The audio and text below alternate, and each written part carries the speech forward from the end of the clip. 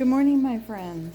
I'm putting on my gloves this morning because I don't really feel like getting all of the worm castings up underneath my nails. It takes forever to claw it out of there and scrub my hands clean. So anyway, we are going with nice clean hands today. So it has been probably, I don't know, 6-7 weeks since I was into this bin, and this is my Worm Sweet Worms bin. It's probably about a 3-gallon Rubbermaid, and you can see I think the last time I had it filled up to about here, and it has really gone down to almost nothing, and or at least halfway. And it's probably time that I could clean this out if I really wanted to, but I'm trying to lessen my chores for the summer, excuse me. So I just want to see and make sure everybody's okay. I gave a pretty heavy feeding. This was, oh, look at that. Like I said, I think it was sometime in May. And I thought, I'll leave them go for a little while. And when I started this, I've told you guys that I had a piece of cardboard actually on the bottom, almost cut to fit. And then underneath that, I had 2 strips that actually fit into each other, like, to make a cross. And then I had that layer of cardboard on top of it. And that's gone. They've eaten that. That was just disintegrated. And of course they're getting fed quite well. With they had lots of bedding. I don't really see anything left other than just worms. I mean, this just looks like solid castings, doesn't it? My goodness, look at those. Good worms. Good for you. Oh, I see a little bit of castings, and I also see some cocoons. So they've been doing something other than eating. But yeah, I could take this out and harvest it. There's really not much left in here. But I'm feeling very heat lazy.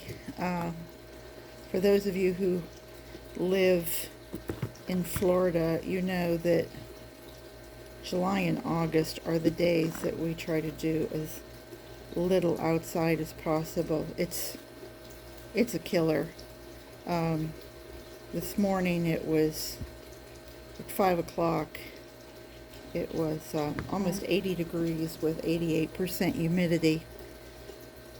By the time I was taking my walk, it had gone to 81 degrees, and the humidity had dropped to about, 82, 83. And before I just came out, the temperature, it's now about 10 o'clock, and the humidity has dropped to high 70s, but the temperature has gone up to about 84. So we're expecting a day in the 90s. And once that heat comes up, it'll burn off the humidity a little bit, but it really, humidity getting down to in the 60s here in Florida is kind of unusual. So I just really want to fluff these guys up.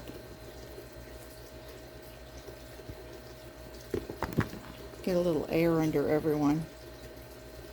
I would say I have a few hundred at least in here. Maybe more. I think I had something like 600 at one point. I don't know if I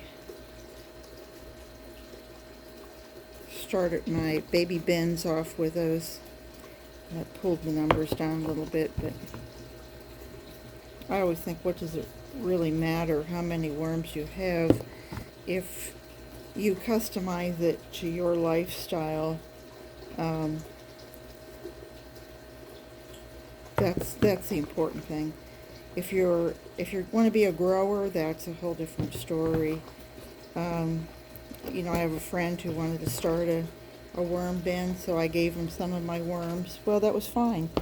I only gave him a little over 100, 125, and he's multiplying the worms. So if I had somebody else who said, yeah, I'd like some worms, okay, sure, what the heck.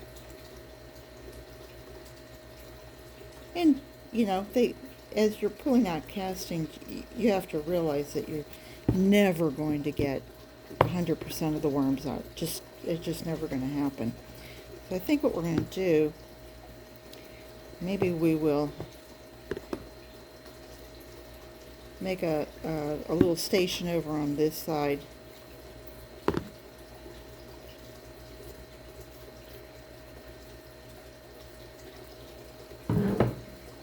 I guess my point is to do what works best for you. You know, if you're trying to raise worms and you're trying to multiply, well then it's kind of divide and multiply. If you divide, then they will keep repopulating their area. I have this really nifty little sprayer. It's a Flowmaster, and we bought it, or Rick bought it for me at Lowe's, and I think it was only like $8. And it certainly has saved my hands from having to hand pump spray. And that'll just keep absorbing. Anyway, this is worm tea. I was really nifty recipe for making worm tea, which I have to make here pretty soon, and rainwater. I mean, what's in here is worm tea and rainwater.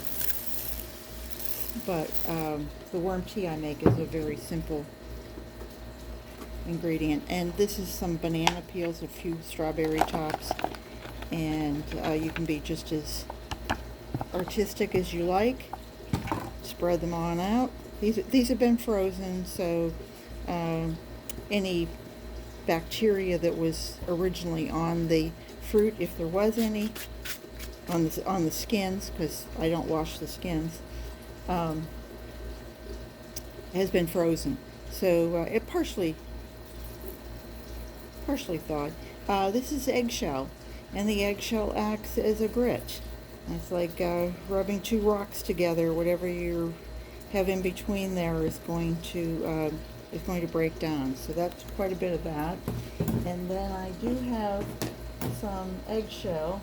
I do have some coffee grounds to add on top of that. And the coffee grounds, people ask, is that grit? And well, it's rough, but no, it's not. It's a food source, but I don't consider that grit. I had somebody mention to me the other day that they thought cornstarch was a grit, and I had to say, well, not exactly. It may seem rough to you, and if you have an intestinal disorder, it probably isn't helpful, but it's not. It's a food. It's not a grit, and I'm going to leave it like that. Let's see if they start moving their little wiggler selves over.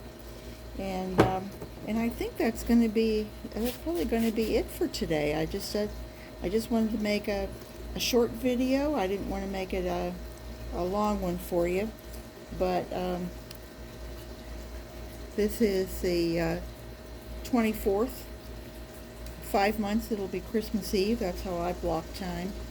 And taking off my gloves, gonna take them inside the house and give them a good wash. There we go. And that'll be about it. We'll go ahead and spray everybody, give everybody a little surface water. I think that's where we're going to end it. And just say that I hope you all are well, and that everybody's having a great day. As you can see, it's another fine, hot, sunny, humid day in Florida. And I hope you'll ring the bell and come back and see me and subscribe and all that kind of good stuff. And I hope to see you soon. Take care, everyone. Stay well. Bye-bye.